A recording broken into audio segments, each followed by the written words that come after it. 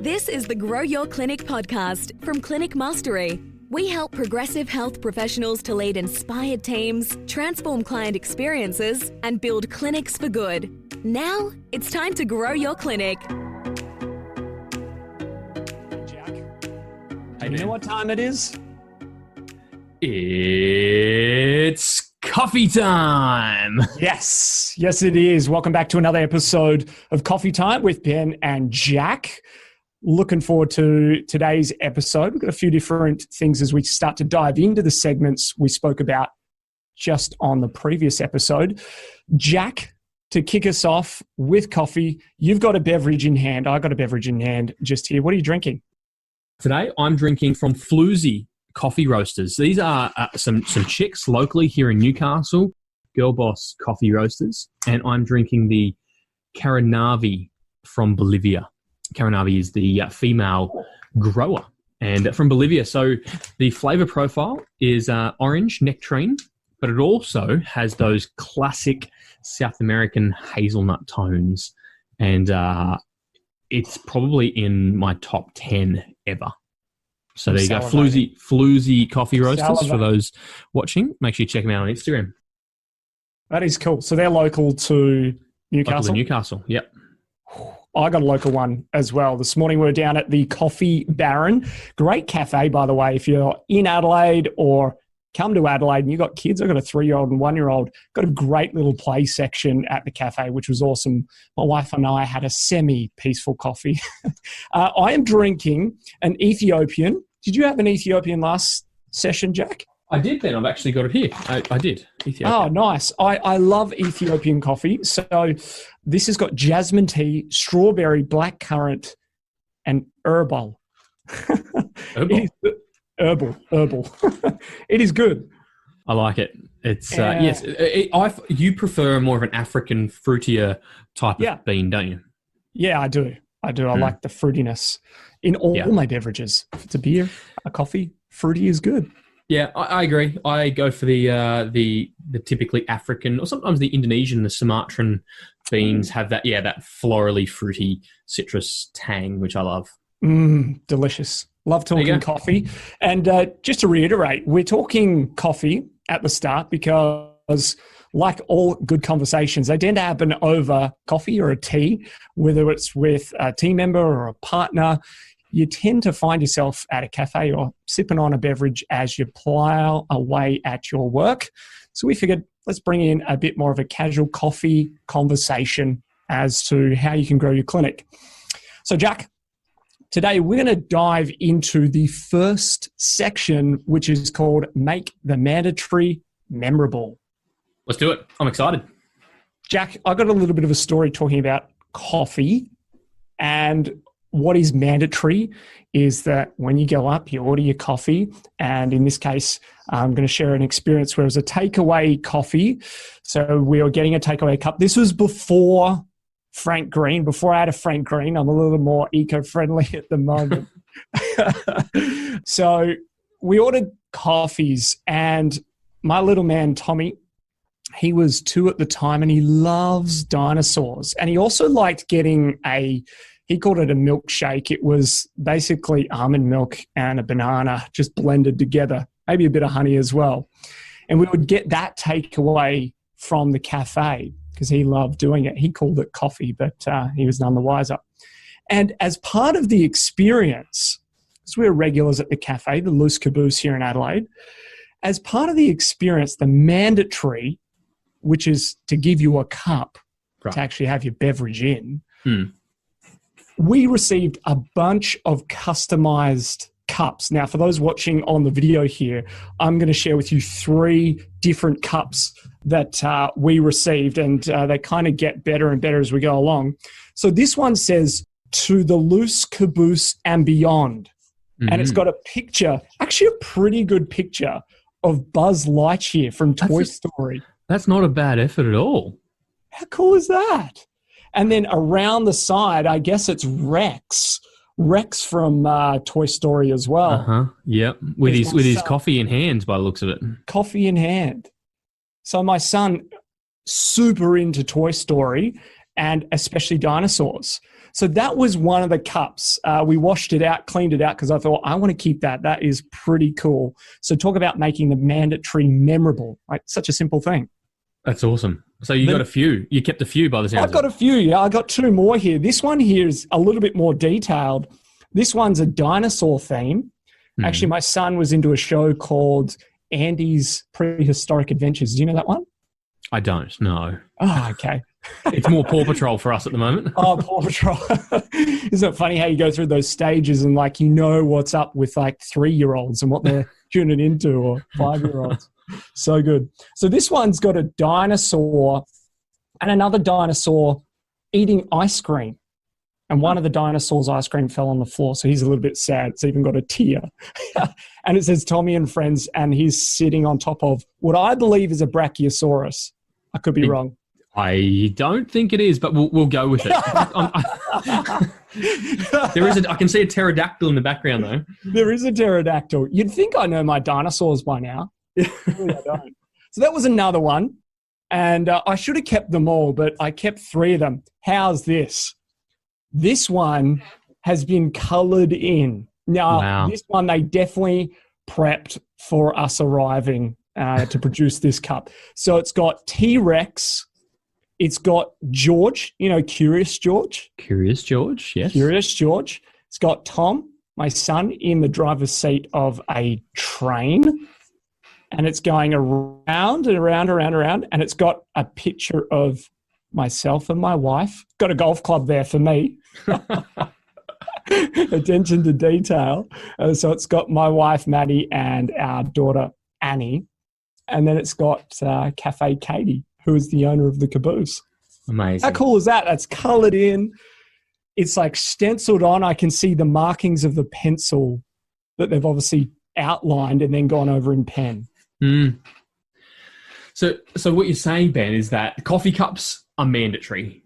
And they're actually, to go one step further, they're throwaway, really. They're disposable. Yeah. And yet this cafe, the Loose Caboose in Adelaide, has created something that is truly not mandatory but memorable. Yeah, absolutely. And I know that that's not particularly doable for every client that comes into the cafe to be able to do it. Certainly as a loyal customer, they've gone out of their way to learn about the kids' interests, to understand how to make an impression on them by drawing on their cup. It's a really good point. Like, I'm thinking about, some clinics inside the Clinic Mastery Business Academy that, maybe the speech pathology clinics, the OT clinics or psychology. They do it well. They do it so incredibly well for children that they're working with over extended periods of time, really personalizing things that would otherwise be mandatory or impersonal. And I'm also thinking, Ben, about the things that are mandatory in a clinic, like chairs in the welcome room, how members on our team, our Clinic Mastery team, Pete and Andrew from PhysioFit, have gone, chairs are mandatory, but how do we make it memorable? We're going to buy massage chairs, not just the fold-outs from Kmart, which is totally fine for some settings. They've gone massage, like all systems, pulled out all stops. And I love that that's now a memorable moment, not just a mandatory element of their welcome room experience. It definitely takes a lot of thought, planning, maybe even money and resources behind delivering these things. Yep. I think it's cool that by no means are we saying that these things will help a patient get better. They may contribute to their overall experience and that healthcare journey. But I think when people come to us and in the community, they're so often looking to stand out from the clinic down the road, whether that's attracting more team members that they want, whether that's attracting more partners, more referrals, more of the ideal clients. I think these components, the mandatory, by making it memorable and reflective of who you are and who you want to actually attract, they're so important on that level. Agreed. Love it. So the challenge for you is, what's just one thing that is mandatory that you do every day or every consult that you could just take a moment, maybe even engage your team? I've found, Jack, this is a good one to ask the team for their input. Sure. Say, hey, we do this day in, day out. How can we actually make it more memorable? I also think it's such a joy to deliver something that is mandatory in a different way. Mm-hmm. Adds more fulfillment to the role. So change one thing. I mean, that's a really cool action to take from that section. Jack, we're going to move on to the next segment, which is called There's No Right or Wrong. There's no right or wrong. I like this one. And listeners, the intention, or viewers, the intention here is to really find something that's a bit controversial. Maybe we disagree on, because that happens probably more often than we would care to admit. And so I'm going to take the lead on this one, Ben. I was thinking about a conversation I had with a clinic owner just last week inside our business academy. We're coaching away. We've got mastermind pods happening, and we were talking about videos for your clinic. And so typically, Ben, I'm of the persuasion of progress over perfection, or as our good friend Harvey Penny likes to say, prolific over perfect. Just get it done. We'll polish it later. Let's just make some progress and momentum, and we'll fix up the finer details later. How does that resonate with you, my friend? It kind of irritates me, but I appreciate it 100% that you've absolutely got to take action. Otherwise, and many moons ago, I used to be terrible at this, thinking through everything, trying to plan it out, trying to make everything perfect, and then just not getting anywhere. You're like, oh yeah, I started that project a while ago and stopped. And you stopped because you weren't getting anywhere and it was taking too long. So I definitely appreciate it, but I lean towards more making things look good, feel good. I'm all about the perfection element. So I think that's where there's a good yin and yang between us.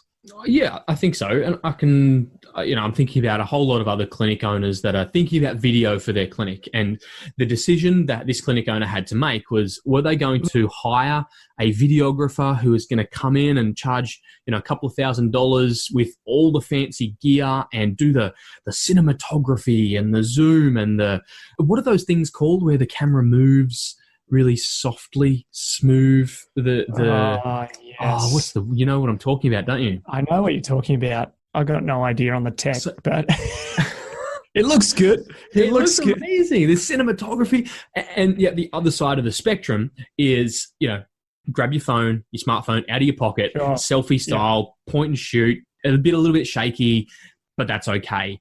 And I think the essence of this story, Ben, is that there really is no right and wrong, because I'm well aware that there really is a place for the polished cinematographic, the hero video that really tells a story about your clinic and how you can help people. But by the same token, on the other end of the spectrum, there is always a place for progress over perfection, and get things done, get moving. I understand. And we talk about the levels of mastery, right? Being that, as you progress, you'll refine your approach, you'll get better. And that can be in your marketing, your operations, your team mentoring, etc. So I really think when you appreciate maybe the age or stage of your business, it might actually be time for you to level up and get that full cinematography type of promotional content on your website, and even the quality of your website, right? Right. Yep. However, if there are some more pressing issues, I wouldn't be going, number one, and spending my money there, or number two, spending my time thinking through all the shots and the script and all these sorts of things. So there needs to be a bit of maybe like intelligence of what sort of stage you're at in business, and is that necessary? Yeah, it speaks to really assessing your clinic and, going through the 7 degrees and working out where you sit. We've got tools to be able to help that. It reminds me, though, I'm thinking about the taco ad, which I often refer to, like, why not both? And but it's not so much why not both, but can it be one that leads to the other? I often reflect back on Josh Norbido, the magician, who we had at one of our Grow Your Clinic workshops. Yes. We've actually got 2 workshops this year, Ben, in Melbourne in March and October.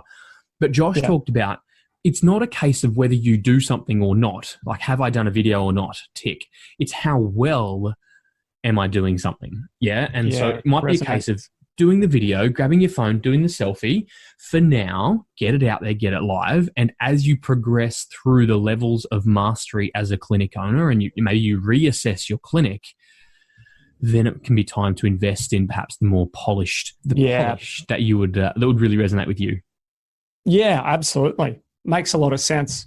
Personally, when I've gone through these sort of processes, Jack, what I've found is usually end up shooting something and maybe it is a bit more on the polished spectrum. And then a couple of weeks or months later, you go, I wish I'd done this, or I wish I'd said it like that. And so I think there's merit in starting off with, a very simple approach, whether it's your own camera, your own video, doing it. And I think that even that accountability of doing it, then you go, it's up there. All right, I want to refine that from now. So yeah, love it. Great distinction. So there's no right or wrong. The only wrong is to do nothing. That's a good way to put it. All right, Jack. Next segment, we have, you got to check this out. Oh, yes, you got to check this out, Ben. I'm just going to give it a shake. And by it, I'm referring to the bag of coffee beans. I'm going to have a sip of my Bolivian. I don't think I've ever had Bolivian coffee before. Bolivian coffee, that is, not my Bolivian person. And tell us, what have we got to check out, Benny? I saw this story. It went viral, actually, on Reddit.com. Oh, yeah? It started there and then got boosted out everywhere about the Ritz-Carlton. And they had a family staying at one of the Ritz-Carlton islands, hotels on an island. And the family had at least one child, as I recall it. And the child had his comforter. So for those parents out there, Jack, you got kids, usually they have a toy or a rug or some fluffy bunny or bear that they have that is comfort for them. They take it around security blanket, as I think it might be kind of called. Mm-hmm. Anyway, this young kid had a little giraffe, and the giraffe's name was Joshy. Joshy. And so it was Amelia Island. That's where it was. And they went along family holiday, and the family flew home. But the boy left his little giraffe, Joshy, at the hotel. I've been in a similar situation. I can only imagine the turmoil. The visceral response of my 3-year-old's going to be distraught. How am I going to handle this? You just write off sleep for the whole next week. No, it's not going to happen. Oh, geez. There's only so much time snacks can buy you before you have to get creative. Oh, my goodness. So the dad spoke to their son and said, look, Joshy's just staying on an extended vacation. He's going to play golf. He's going to check out the island, and he's coming back in a few more days. Big punt. Yeah, hoping it pays off, that something happens. Anyway, so they call up the resort and they say, good news. We found Joshy. He's rolled up in the sheets in the bed. And so it was found by the laundry department, and they had then taken it to Lost and Found. And so they sent it back. Wow. Pretty cool. You're like, thank God.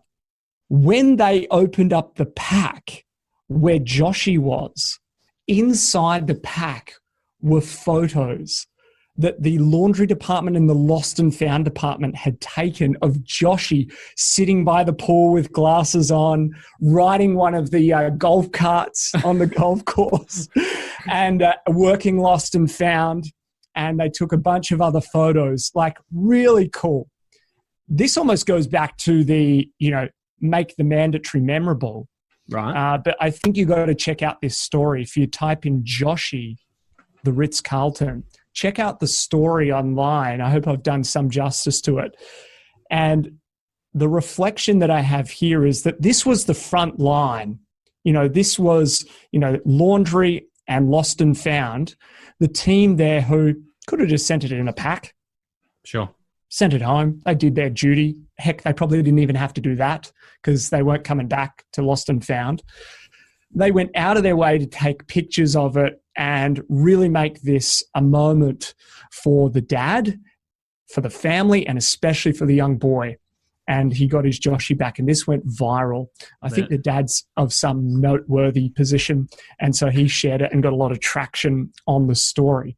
So I think people should check out stories of other service-based industries. We so often talk about, hotels, the flight industry, travel industry, cafes and restaurants, to hear about how perhaps some of the values that they have in those organizations are lived out, that the people in those positions had maybe some autonomy, some resources to make that happen, to make something that was potentially devastating for this young boy really super memorable and go viral as well. Not that that will happen every time, but it's the right thing to do. So I use this story often, Jack, when I'm talking about how do you not just have like values on the wall?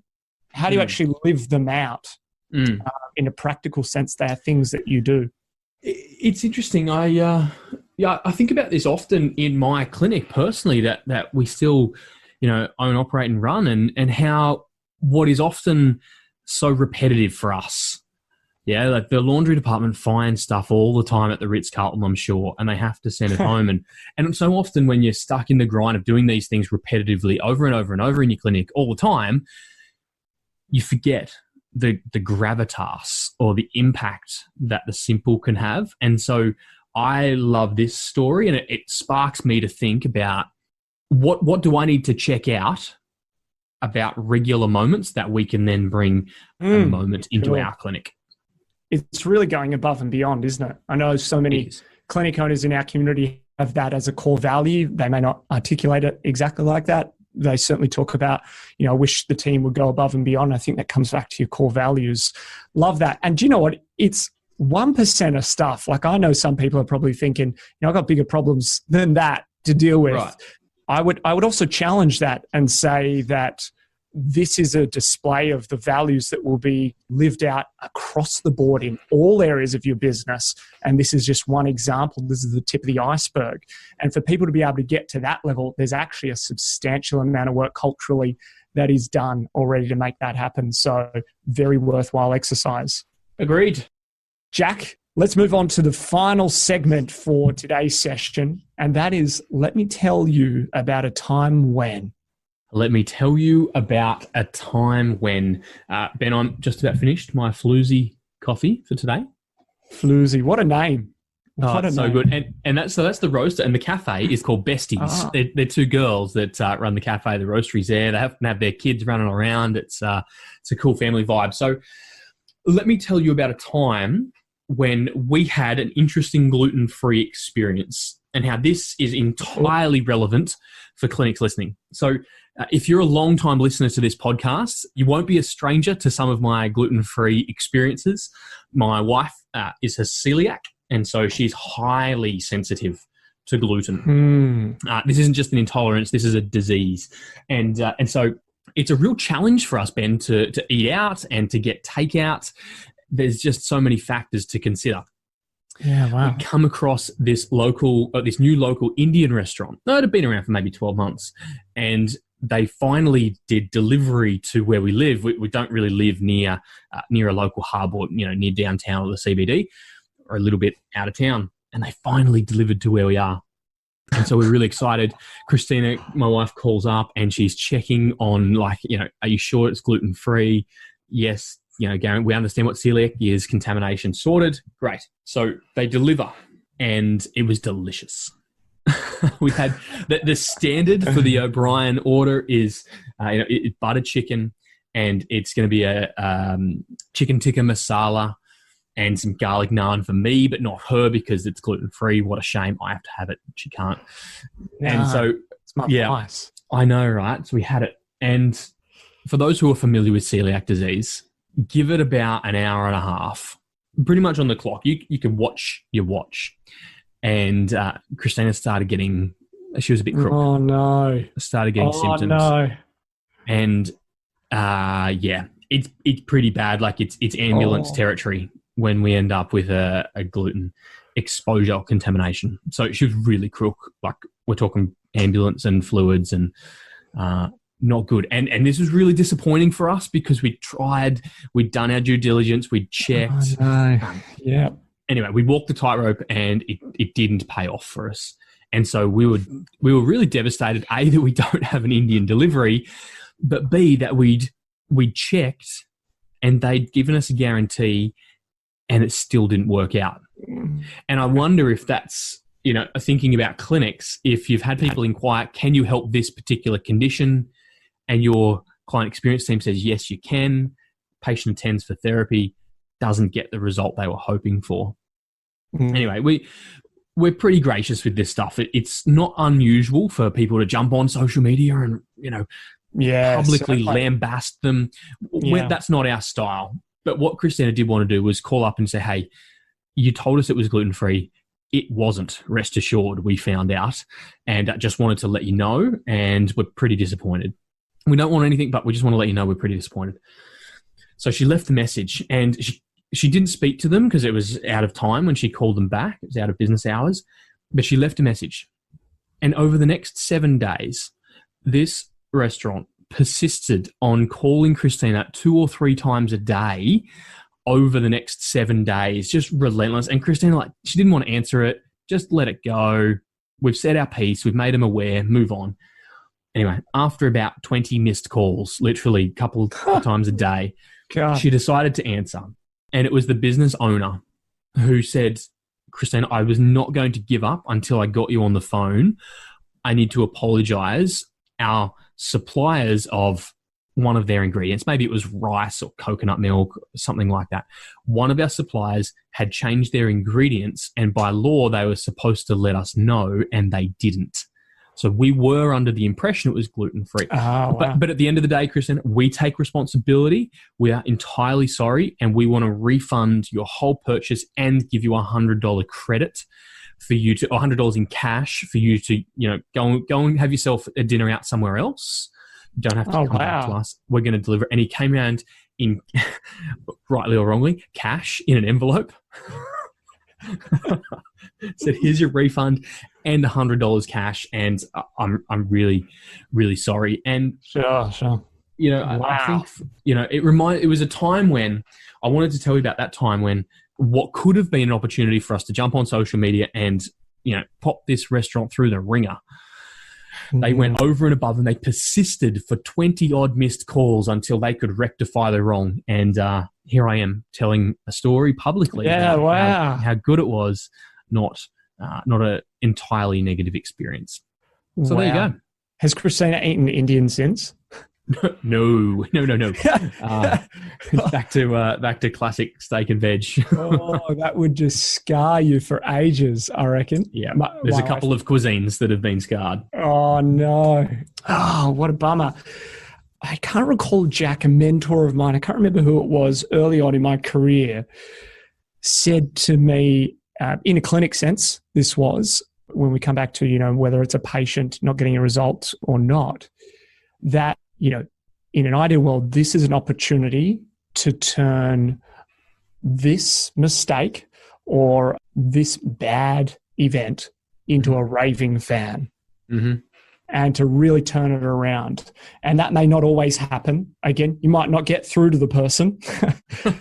But if you could approach those sort of circumstances with intent to not only kind of get it back to where it was, we'll refund you your money, but go above and beyond and ideally turn them into a fan of what you do, however that may be. Now that, again, is not always possible, but at least coming from that place, I think really shows the care in healthcare. Yeah. So it's a mindset.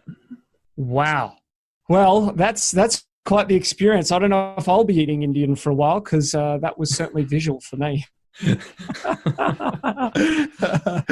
was Jack, happy to eat Indian again. Yeah. Well done. Who could deny some garlic naan? Right. Delicious. Jack, thank you so much for sharing today. We've covered make the mandatory memorable, looking at the cups from the Loose Caboose. There's no right or wrong, looking at whether you just start out small with some simple content and creative, say on your website like a video, or you go the whole cinematography thing. Respect where you're at in business and what the real priorities are. We then went on to, you got to check this out with Joshi and the giraffe. That is really practicing to take action. And then also the, let me tell you about a time when, and how you turn around perhaps a really costly experience or transaction that you may have had with a team member even, or a client of your clinic. Jack, thank you so much for your insights. I've also enjoyed this coffee. One last mouthful. And the show notes on clinicmastery.com. Remember to lead inspired teams, transform client experiences, and amplify your impact. Jack, thank you so much for your time today. It's been a pleasure. Thank you for sharing coffee time with me, Ben. It's always a pleasure. Thanks, brother. Thanks for tuning in to the Grow Your Clinic podcast. To find out more about past episodes or how we can help you, head to www.clinicmastery.com/podcast. And please remember to rate and review us on your podcast player of choice. See you on the next episode.